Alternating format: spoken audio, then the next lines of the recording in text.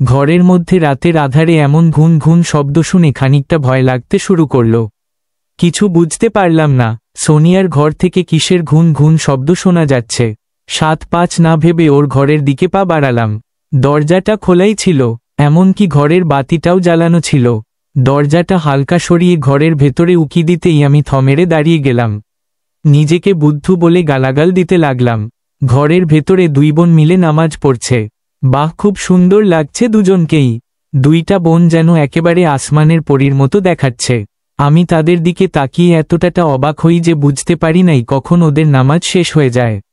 পিচ্চিটা আমার সামনে এসে ধমক দিলে বলল, এই এত রাতে আপনি এখানে কি করছেন হুমম? সোনিয়া, আমি কিছুটা ভ্রুকুচকে জবাব দিলাম, না মানে আসলে পানি পিপাসা পেয়েছিল, তাই ঘর থেকে বের হয়ে ঘুন ঘুন শব্দ শুনতে পেলাম আপনার ঘর থেকে, তাই দেখতে চলে এলাম। কিন্তু এসে দেখি আপনারা 2 জনই নামাজ পড়ছেন, তাই অবাক হই আমি। এতে অবাক হওয়ার কিছু নেই, তাহাজ্জুদের নামাজ পড়ছিলাম। সোনিয়া, এত রাতে? আমি তাহাজ্জুদের নামাজ রাতেই পড়ে? সোনিয়া, ও, আমি, যার কপাল ভালো থাকবে সেই এমন বউ পাবে। আজকাল এমন মেয়ে পাওয়া খুব কঠিন। আজকালের মেয়েরা রাতে নামাজ না পড়ে ফেসবুকে ইউটিউবে ভিডিও দেখে, আর আমার হবু বউটা একদম তাদের থেকে উল্টো। কপালটা খুব ভালো। হঠাৎ করে মাঝখান থেকে সূচনা বলে উঠল, আপু দুলাভাই তো দেখছি তোমাকে চোখে হারায়।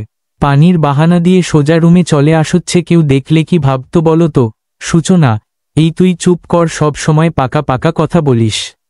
কে কি ভাবলো তাতে কিছু যায় আসে না। আমি জানি ওনার মন কতটা পবিত্র। সোনিয়া কথাটা বলেই আমার দিকে মায়াবী দৃষ্টিতে তাকালো। খুব ভালো লাগলো কথাটা শুনে।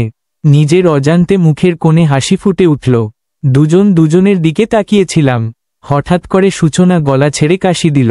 মনে মনে বললাম, কাবাব মে হাড্ডি। তারপর সোনিয়া আমাকে বলল, শুনুন একটা কথা বলি, আর আশা করি এই কথাটা আপনি রাখবেন। সোনিয়া, জি বলুন। অবশ্যই রাখব।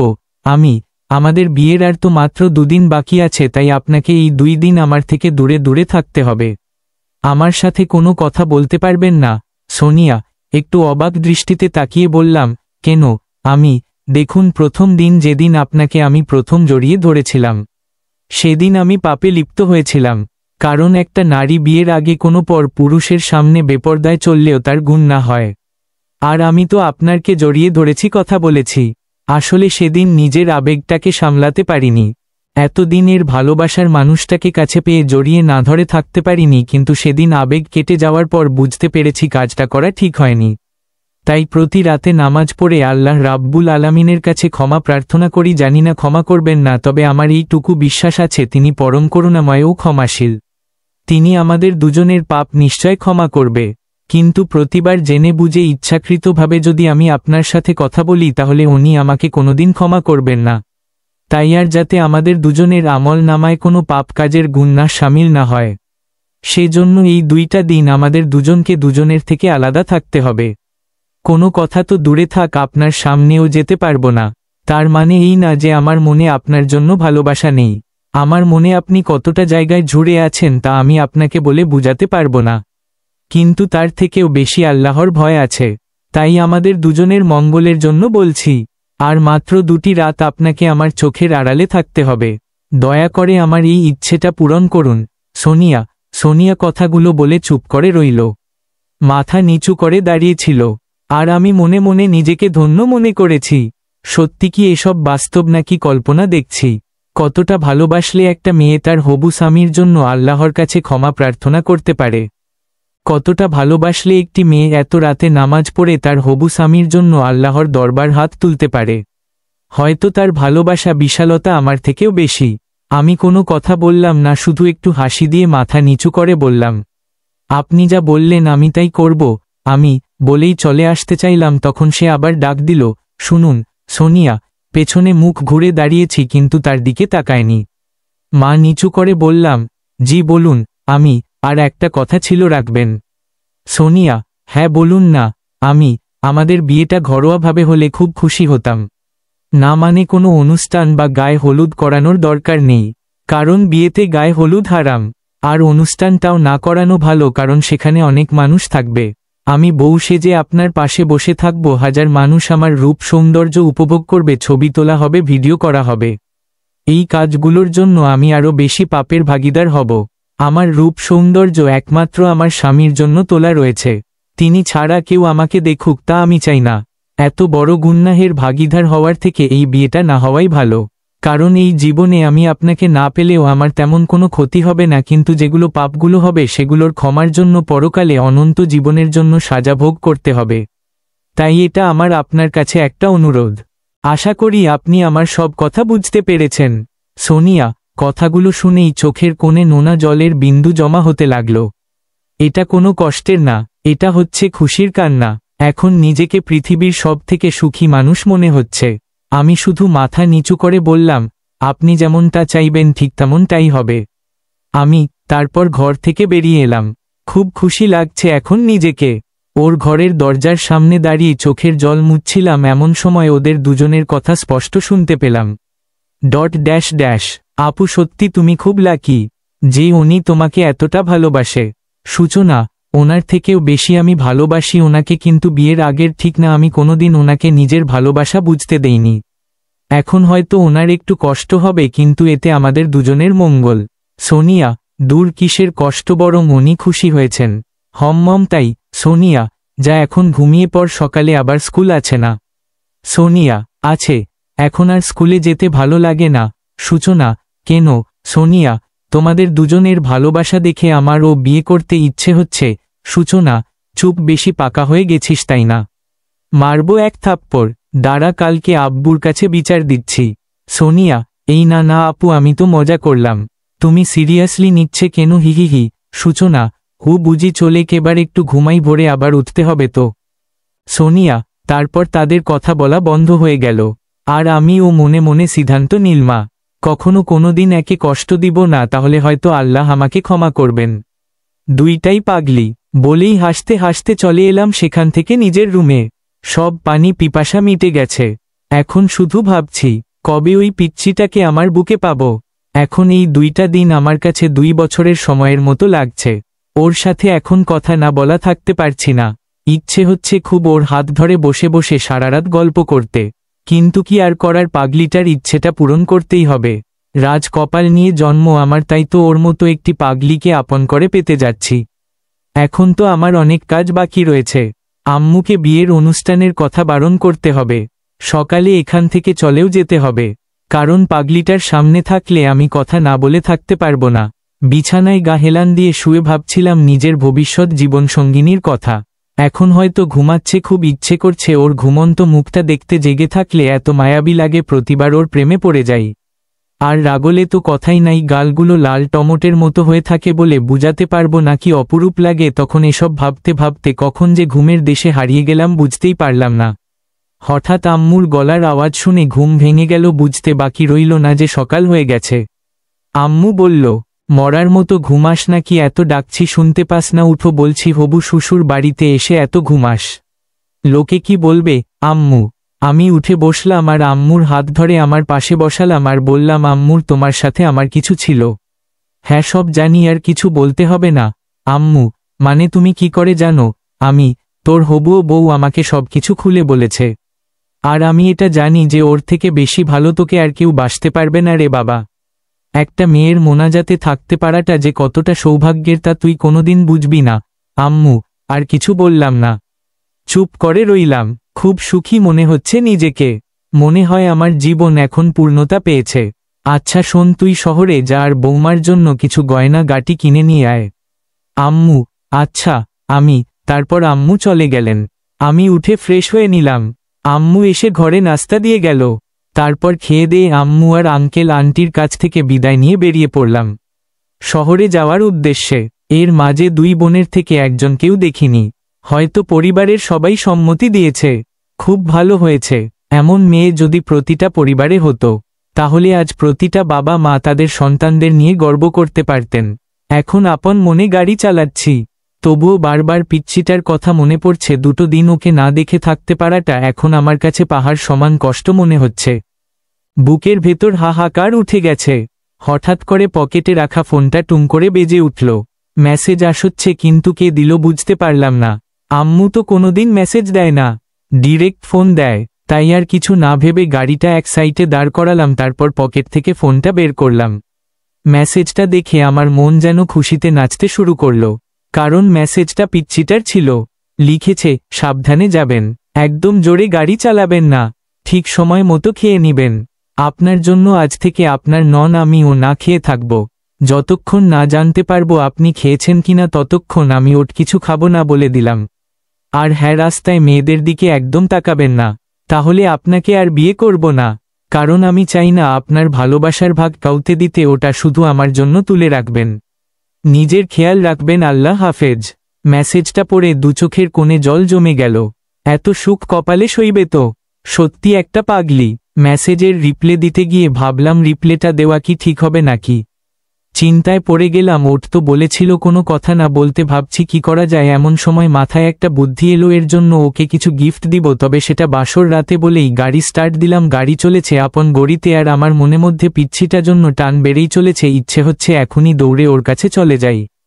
পিচ্ছিটার দেওয়া মেসেজটা পরেই গাড়িটা আবার চালাতে লাগলাম আপন মনে।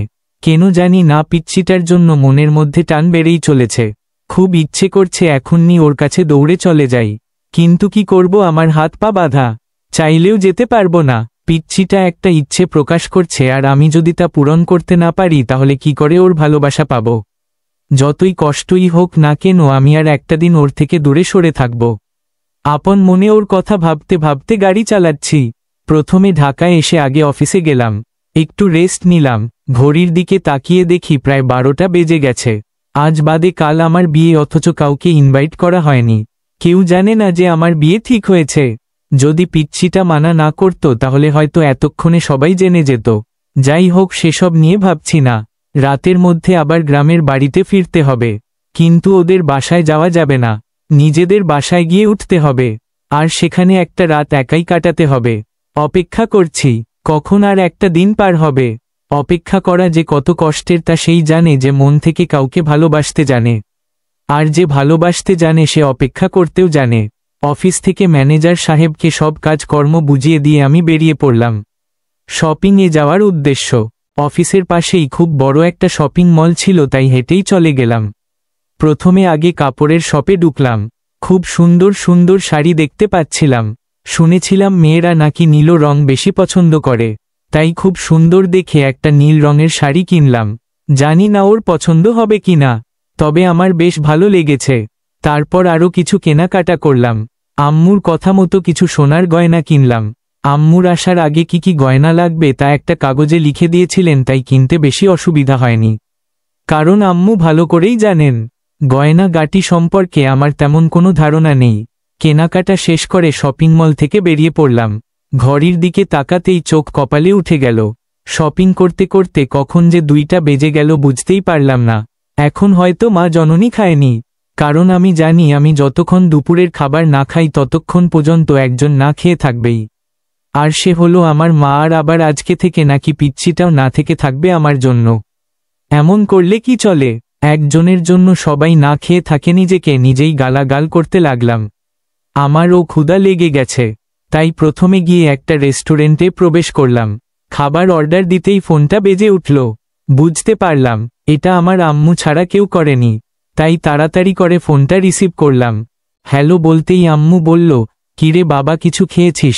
আম্মু, এই তো আম্মু মাত্র খেতে বসলাম, তুমি খেয়ে নাও। আমি, আচ্ছা তুই খেয়ে নিস আর সাবধানে আসিস কিন্তু। আম্মু, আচ্ছা কিন্তু আমি যে তোমার হাতে ছাড়া খেতে পারি না সেটা কি তুমি জানো না?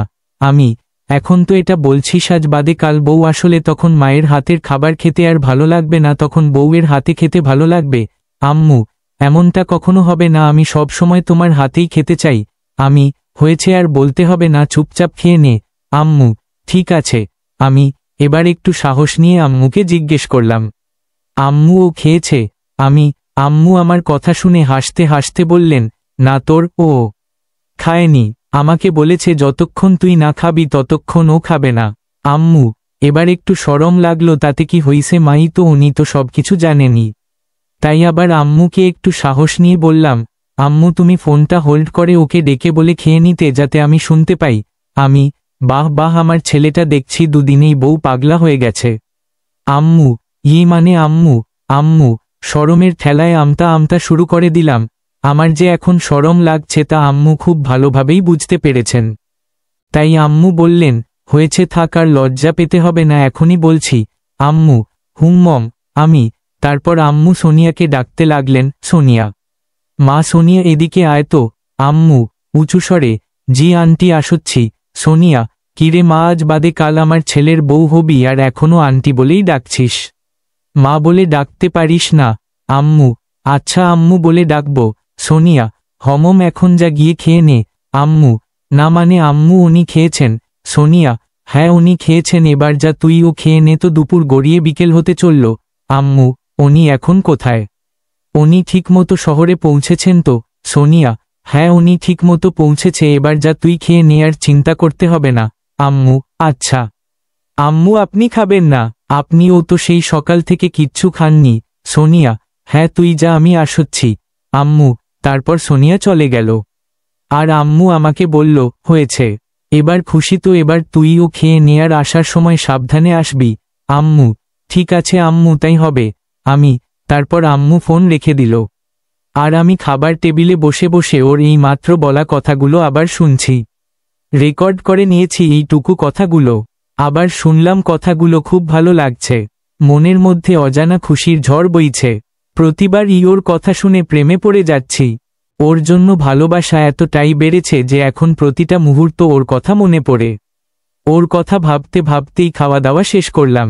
তারপর রেস্টুরেন্টের বিল পরিশোধ করে বেরিয়ে পড়লাম সেখান থেকে। অফিসে চলে এলাম। দুপুরের খাবার খাওয়ার পর সাধারণত আমি সব সময় বাসায় গিয়ে 2টা ঘন্টা ঘুমিয়ে নিই। কিন্তু আজকে আর বাসায় গেলাম না। কেবিনে এসে চেয়ারে বসে গা হেলান দিয়ে শুয়ে রইলাম। কখন যে ঘুমিয়ে গিয়েছিলাম বুঝতে পারিনি। ম্যানেজার সাহেব এসে ঘুমের 12টা বাজিয়ে দিল। তিনি এসেছিলেন একটা ফাইল সই করিয়ে নিতে। কি আর করার, ঘুম ত্যাগ করলাম। তারপর ফাইলটা দেখে সই করে দিলাম আর ম্যানেজার সাহেবকে বললাম, ম্যানেজার সাহেব, কয়েকদিনের জন্য আমি গ্রামের বাড়ি যাচ্ছি, তো আমার অবর্তমানে সবকিছু দেখে শুনে রাখবেন আশা করি। জি স্যার, আপনি নিশ্চিন্তে যেতে পারেন ম্যানেজার। তারপর উনি চলে গেলেন। আমি বসে বসে কতক্ষণ ফেবু চালালাম।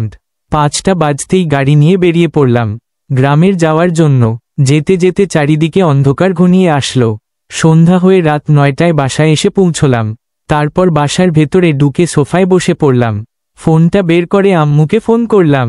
রিসিভ করার পর বললাম, আম্মু আমি বাসায় চলে এসেছি, তুমি এগুলো নিয়ে যাওয়ার ব্যবস্থা করো। আমি লোক পাঠিয়ে দিচ্ছি, তুই ওনাদের কাছে সবকিছু বুঝিয়ে দিস। আর শোন, ফ্রেশ হয়ে কিছু খেয়ে নে তাড়াতাড়ি। আম্মু, আচ্ছা আম্মু। তারপর আম্মু ফোন কেটে দিল। আমি ফ্রেশ হতে চলে গেলাম।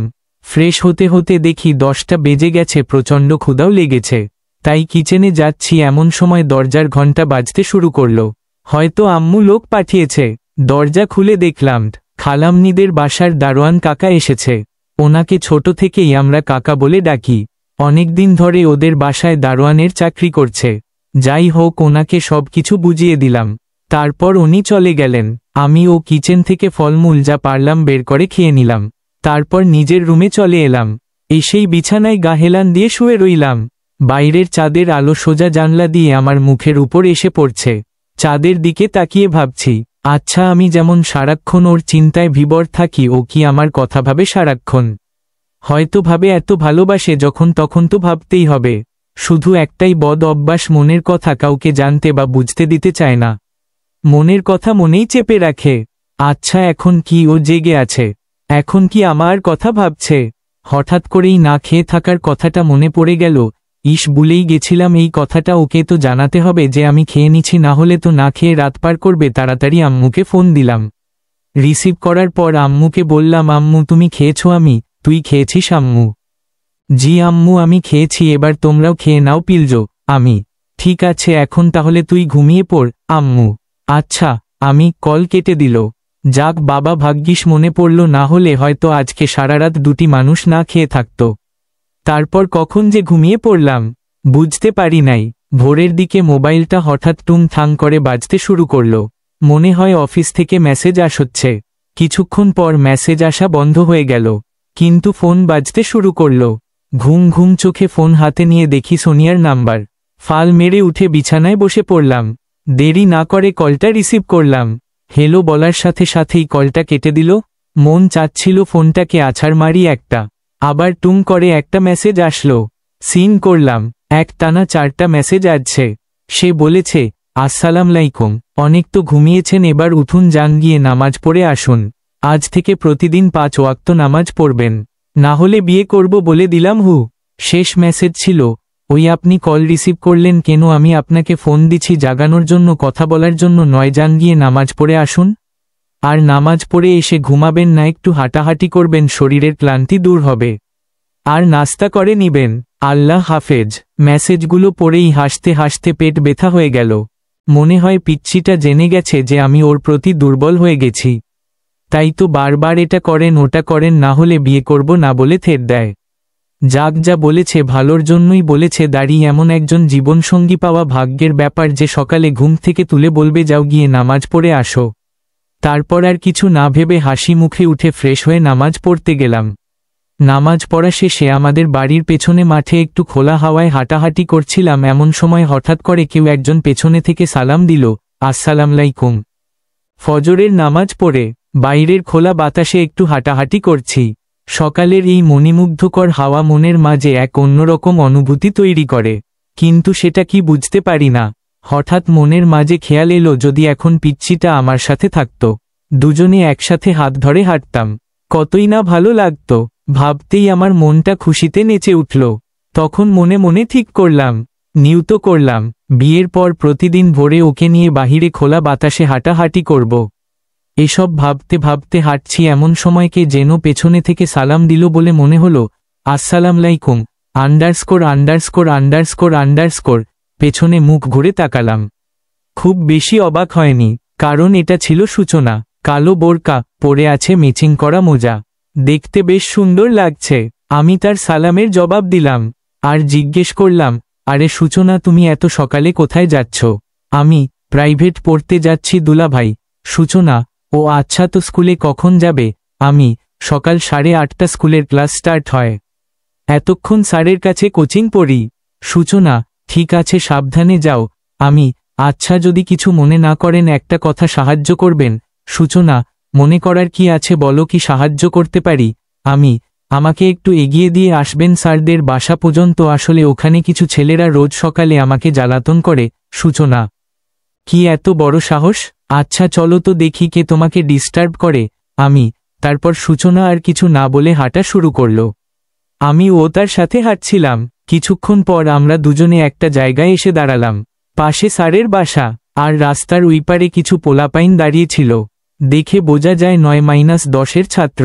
সূচনা আমাকে বলল, দুলাভাই, ওই ছেলেগুলোই আমাকে প্রতিদিন কটু কথা বলে। সূচনা হাত দিয়ে দেখিয়ে, আচ্ছা তুমি ভেতরে যাও, মন দিও পড়ো, আমি ওদের দেখছি, আর আজকে তোমাকে আমি স্কুলে পৌঁছে দিয়ে আসব। আমি ঠিক আছে দুলাভাই। সূচনা তারপর সূচনা ভেতরে চলে গেল, আর আমি ছেলেগুলোর সামনে গেলাম। বাচ্চা ছেলে এই বয়সে এমন ফাইজলামি করবে এটাই স্বাভাবিক, তাই বেশি কিছু বলি নাই, ভালোভাবে বুঝায় বলাতে মেনে গেল। দেখতে দেখতে 8টা বেজে গেল। সূচনা বের হলো, তারপর আমাকে জিজ্ঞেস করল, কি ব্যাপার দুলাভাই, কি বলছে ওরা? সূচনা, আমি ভাবলাম সূচনাকে একটু রাগাই, তাই ইচ্ছে করেই বললাম। ওরা বলল তুমি নাকি ওদের মধ্যে একজনকে ভালোবাসো। আমি, কি এত বড় সাহস আমার নামে মিথ্যা বলা? দাঁড়ান, আজকে ওদের উচিত শিক্ষা দিব। সূচনা এই বলে সূচনা ওদের দিকে হাঁটা শুরু করল, আর আমি পরিস্থিতি হাতের বাইরে যাওয়ার আগে ওর পথ আটকে দাঁড়াই। দাঁড়িয়ে দাঁড়িয়ে হাসছি। এটা দেখে সূচনা আমাকে ঝাড়ি মেরে বলল, আপনি কেমন দুলাভাই? হ্যাঁ, ওরা আপনার শালিকার নামে মিথ্যা অপবাদ দিল আর আপনি হাসছেন। সূচনা, হি, আরে ওরা কিছু বলে নাই, আমি তোমার সাথে একটু মজা করলাম আর কি। আমি, কি আপনি এমনটা করতে পারলেন? দাঁড়ান, আজকে বাসায় গিয়ে সবার আগে আপুর কাছে বিচার দিব আপনার নামে। সূচনা, কি বলছো? আমি তো একটু ফাজলামি করলাম, এখানে তোমার আপুকে টানার কি দরকার? আমি, ফাজলামি করার আগে মনে ছিল না। সূচনা, আচ্ছা সরি, এর পর থেকে ফাজলামি করার আগে পারমিশন নিয়ে ফাজলামি করমু নে, তবু ও তোমার আপুকে বলার দরকার নেই। আমি, একটা শর্তে আপুকে বলবো না। সূচনা, কি বলো? আমি, 1000 টাকা দিন, তাহলে বলবো না। সূচনা, এত টাকা দিয়ে করবে তুমি? আমি, যা ইচ্ছে তাই করব, আপনাকে দিতে বলেছি, দিবেন না হলে? সূচনা, না হলে আপকেও আরও বানিয়ে বানিয়ে বলবো আপনার নামে। সূচনা, এভাবে টাকা হাতিয়ে নেওয়াটা কি ঠিক হচ্ছে? আমি, দিবেন কিনা বলুন? সূচনা, দিচ্ছি তো, এত রাগ দেখাও কেন? দুই বোন একই রকম। আমি, কিছু করার নেই। অবশেষে মানিব্যাগ থেকে সকাল সকাল 1000 টাকা খরচা গেল। টাকা হাতে দিতেই সূচনা বলল, চলুন এবার আমাকে স্কুল পর্যন্ত এগিয়ে দিয়ে আসুন। সূচনা, হম্মম চলো। আমি, তারপর দুজনে হাঁটা শুরু করলাম। কথা বলতে বলতে হাঁটছিলাম, কখন যে স্কুলের সামনে এসে পৌঁছেছি খেয়াল নেই। সূচনা আমাকে বলল, আচ্ছা দুলাভাই, আপনি সকালে নাস্তা করেছেন? সূচনা, না এখনো করিনি, তবে বাসায় গিয়ে করে নিব। আমি, তারপর সূচনা আর কিছু না বলে ব্যাগের চেনো খুলে একটা বক্স বের করল আর আমার হাতে ধরিয়ে দিয়ে বলল, এই নিন, এখানে আপনার সকালের নাস্তা বানিয়ে পাঠিয়েছে, আপু খেয়ে নিবেন। সূচনা, আচ্ছা। আমি, তারপর সূচনা স্কুলের ভেতর চলে গেল আর আমি ও বক্সটা হাতে করে নিয়ে খুশি মনে হাসতে হাসতে বাড়িতে চলে এলাম। তারপর টেবিলে বসে হবু বউয়ের পাঠানো নাস্তা সেরে নিলাম। বিছানায় গা হেলান দিয়ে শুয়ে রইলাম। আগামীকাল আমার বিয়ে। কেমন একটা ফিলিংস অনুভব করছি। একটু লজ্জাও লাগছিল এসব ভাবতে। তারপর আম্মুর সাথে একটু ফোনে কথা বলে নিলাম। আগামীকাল সকাল 10টার দিকে কাজী অফিসে বিয়ে পড়ানো হবে, আর খাওয়া দাওয়ার ব্যবস্থাটা ওদের বাসায়। কিছু ফকির মিসকিন আর এতিমদেরকে খাওয়ানোর কথা বলছে। যাক, ভালোই হয়েছে, অন্তত গরিবদের খাইয়ে যদি কিছু নেকি অর্জন করা যায় তাহলে তো খুব ভালো আর সুখের হবে আমাদের সংসার জীবন, ইনশাআল্লাহ।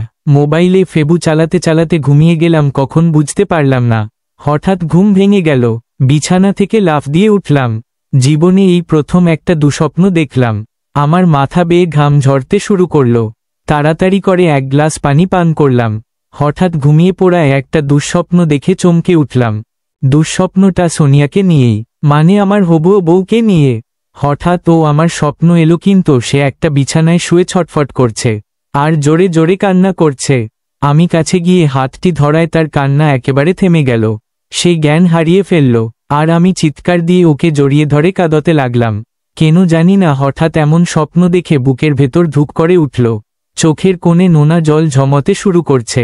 কেন এত ভয় হচ্ছে আমার? তবে কি সে আমাকে ছেড়ে চলে যাবে?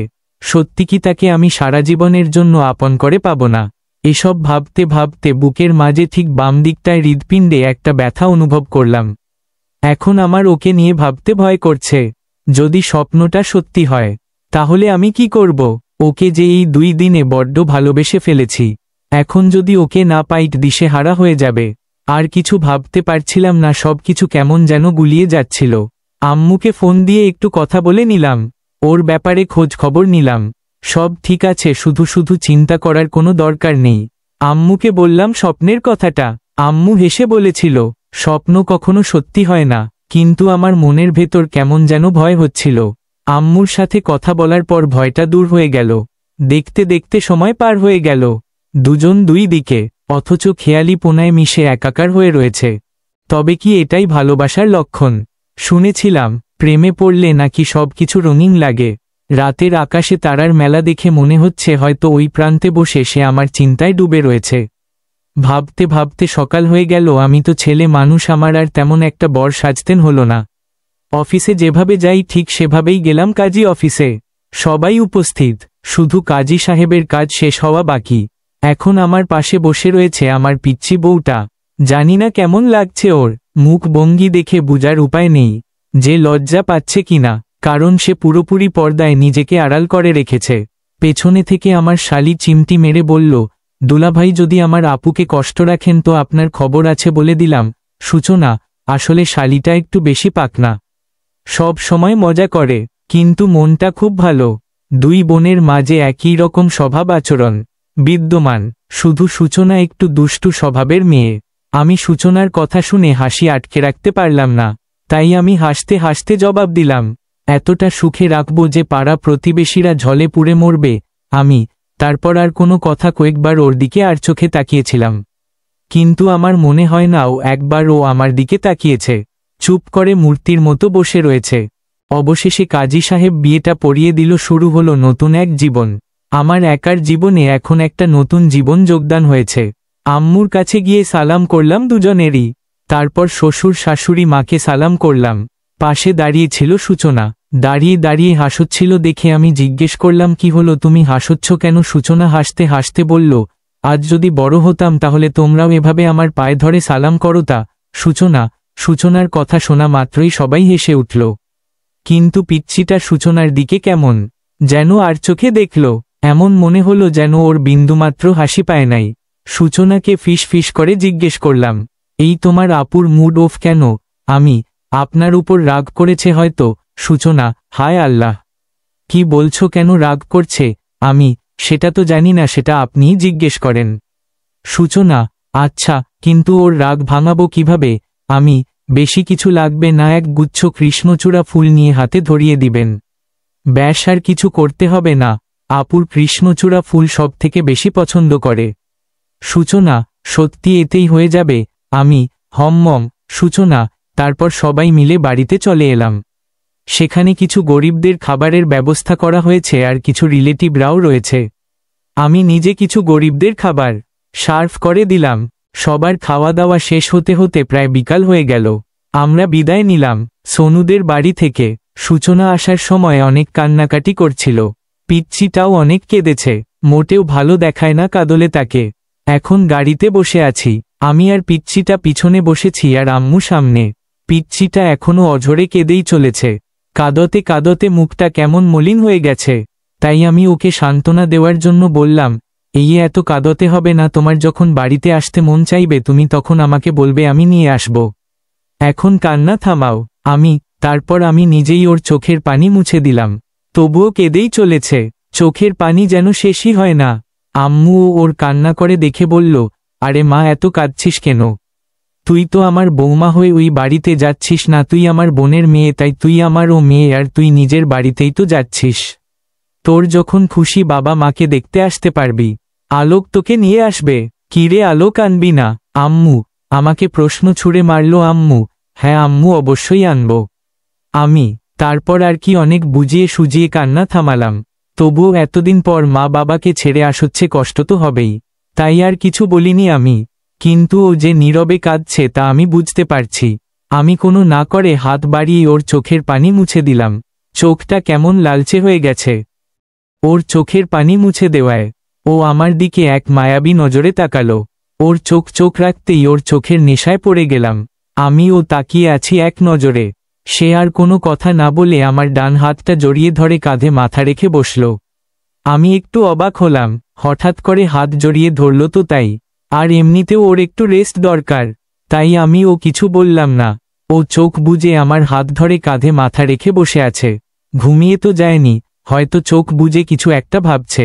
কি ভাবছে যদি বুঝতে পারতাম, হয়তো তাহলে ওর মনের কষ্টটা বুঝতে পারতাম।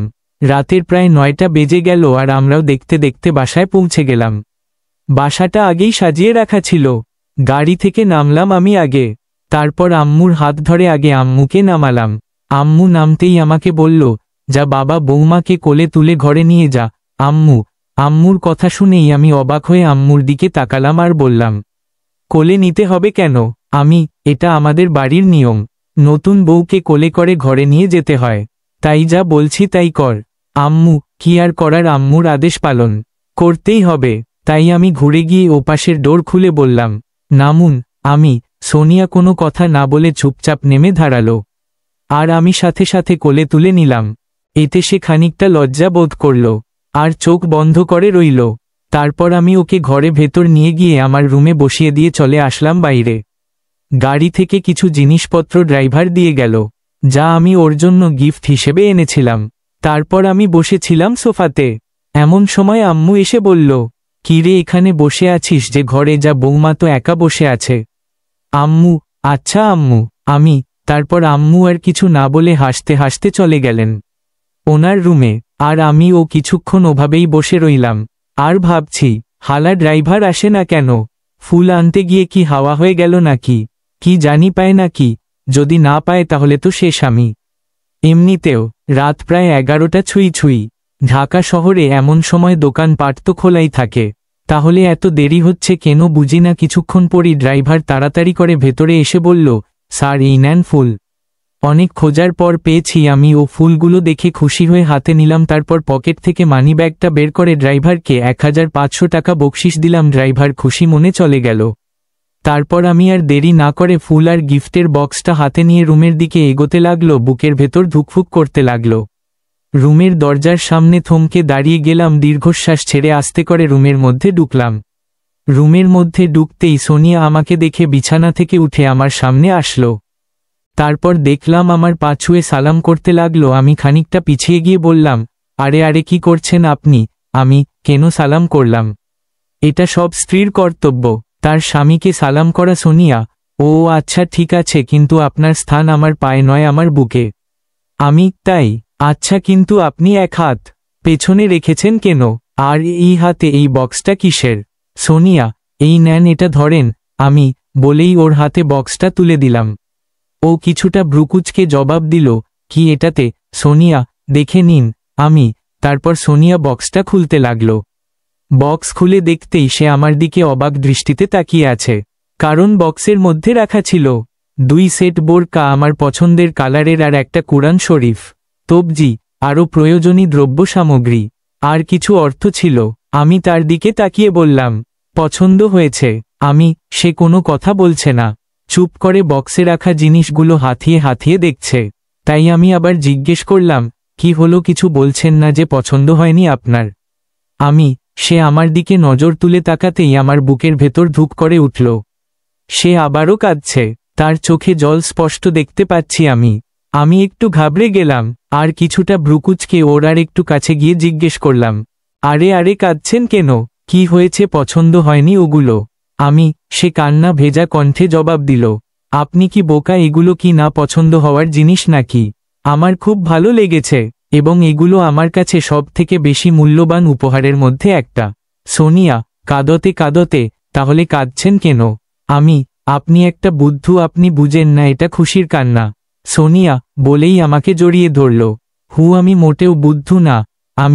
জি না, আপনি বুদ্ধু না, আপনি একটা হাদারাম। সোনিয়া, কি? আমি হাদারাম? তো আপনি কি? সোনিয়া আমার মুখে আঙুল দিয়ে বলল, চুপ। আপনি নয় তুমি করে বলবেন। সোনিয়া, আমি তো একা বলবো না, তুমিও আমাকে তুমি করে বলবে। আচ্ছা, কিন্তু আপনি এখনো আপনার হাতটা পেছনে রেখেছেন কেন? কি এনেছেন দেখি? সোনিয়া, আমি পেছনে থেকে ফুলের তোড়াটা সামনে এনে বললাম, এই যে এটা তোমার জন্য এনেছি। এ কি তুমি কিভাবে জানলে আমার এই কৃষ্ণচূড়া ফুল পছন্দ? সোনিয়া, তোমার বোন বলেছে। ও আচ্ছা, দাও, এগুলো আমি রেখে দিচ্ছি।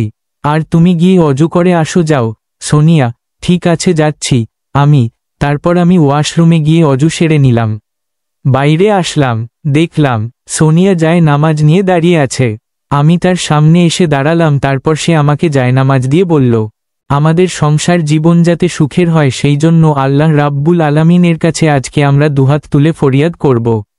তিনি আমাদের নিশ্চয়ই খালি হাতে ফেরাবেন না। সোনিয়া, আচ্ছা। তারপর দুজনে একসাথে নামাজ পড়ে নিলাম। নামাজ পড়া শেষে সে আমাকে বলল, এই শোনো, আমি তোমার উপর অনেক রাগ করেছি, তুমি আমার সাথে কথা বলবে না একটু? ওহু সোনিয়া, ওমা, আবার রাগ করছো কিন্তু কেন? এমনি, আমার অনেক রাগ হচ্ছে। সোনিয়া, ফুল তো এনে দিলাম, আর কি দিতে হবে শুনি? এই তুমি কি আমাকে লোভী ভাবো? যে কোনো জিনিস দিয়ে আমার রাগ ভাঙাবে? সোনিয়া, হ্যাঁ তাই তো। কি বললে? সোনিয়া, কই কিছু না তো। চুপ, যাও, তোমার সাথে কথা নাই আমার।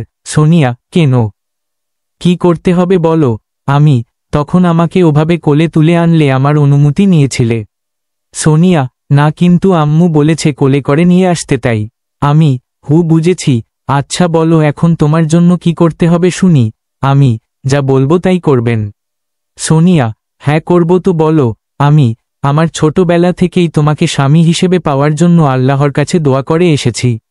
আজ আমার সেই স্বপ্ন পূরণ হয়েছে, কিন্তু আমার আরও একটা স্বপ্ন আছে, যেটা তুমি পূরণ করবে। সোনিয়া, কি সেটা শুনি?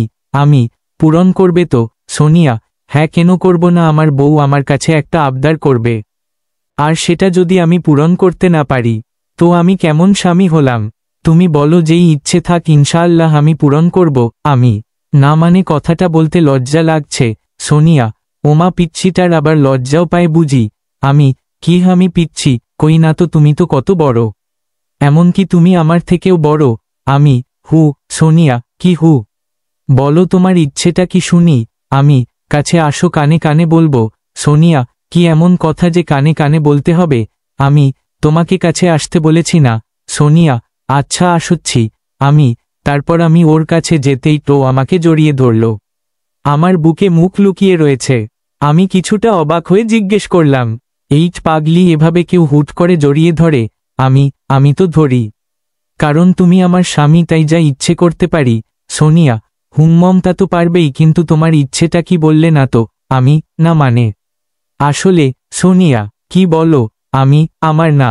সোনিয়া, কি বলো? আমি, আমার না, একটা বাবু চাই তোমার কাছে। সোনিয়া, বলেই আমার বুকে মুখ লুকিয়ে ফেলল। মনে হলো যেন বুকের ভেতর ঢুকে যেতে চাচ্ছে। ওর কথা শুনেই আমি হাসতে হাসতে ওকে বুকে জড়িয়ে ধরে বললাম, ইস, আমার বউটা আমার কাছে বাবু চায়, আর আমি কি না দিয়ে থাকতে পারি? কিন্তু এর জন্য যে তোমাকে কষ্ট হবে। আমি, কি কষ্ট? সোনিয়া, বেশি কিছু না, আমাকে শুধু ভালোবাসতে হবে। আমি, আমাকে আবার কোলে নাও না পিলজো। সোনিয়া, কেন? আমি তোমার বুকে মাথা রেখে ঘুমাতে চাই। তাই? সোনিয়া, তাই বুঝি। তারপর ওকে কুলে তুলে নিলাম, আর ও আমার বুকে মাথা রেখে চুপ করে রয়েছে। বিছানায় গিয়ে শুয়ে পড়লাম। ও আমাকে জড়িয়ে ধরে বলল, আমাকে একটা দিবে। সোনিয়া, কি গো? আমি, জানো না বুঝি। সোনিয়া, কই না তো। আমি, ও আচ্ছা, তাহলে থাক। সোনিয়া, এটা বলে সে আমার বুকে মাথা রেখে চুপ করে শুয়ে রইল। আর আমি তার মাথায় হাত বুলিয়ে দিতে দিতে বললাম, এই যা পিচ্ছি, বউটা কি রাগ করল নাকি? আমি, হু, সোনিয়া, কি হু? আমি, কিছু না, ঘুমাও তো। সোনিয়া, ঘুমাইলে বাবু আসবে কিভাবে? আমি, জানি না হু। সোনিয়া, আচ্ছা, লাইট অফ করে দেই, না হলে লোকে মন্দ বলবে। আমি, আমার ভয় করে। সোনিয়া, আমি আছি তো। আমি, তারপর আর কি লাইট নিভিয়ে দিলাম, আর দুজনে স্বপ্ন পূরণের উদ্দেশ্যে পাড়ি দিলাম ভালোবাসার সাগরে। ধন্যবাদ সবাইকে। গল্পটি পড়ে কেমন লাগলো কমেন্টে জানাবেন সবাই।